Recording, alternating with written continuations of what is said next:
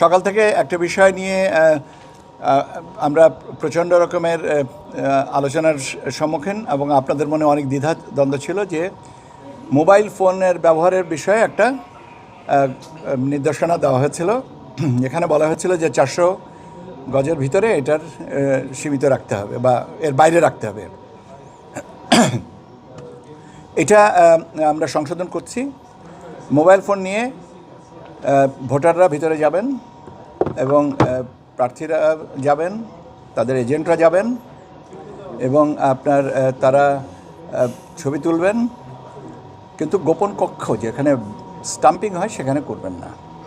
তো এই পরিপত্রটা আমরা সংশোধন করে দিচ্ছি যাতে এর ব্যাপারে কোনো রকমের দ্বিধা না থাকে।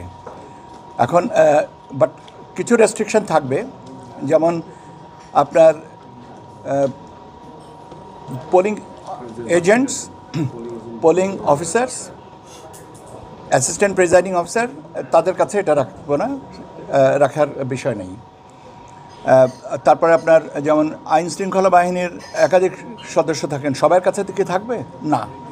তো কাজে ওই জায়গাটাকে একটু ফিল্টার করে আপনাদের দিচ্ছি। তবে আপনাদের যে স্বাভাবিকভাবে যে প্রশ্নটা ছিল, কৌতূহল ছিল যে ভোটাররা এবং সংবাদকর্মীরা বা অবজারভার্সরা এটা নিয়ে ভিতরে যেতে পারবেন কিনা, সে বিষয়টা আমি নিশ্চিত করছি যে আপনারা নিয়ে যেতে পারবেন, ঠিক আছে, কিন্তু গোপন কক্ষের ছবি তুলতে পারবেন না।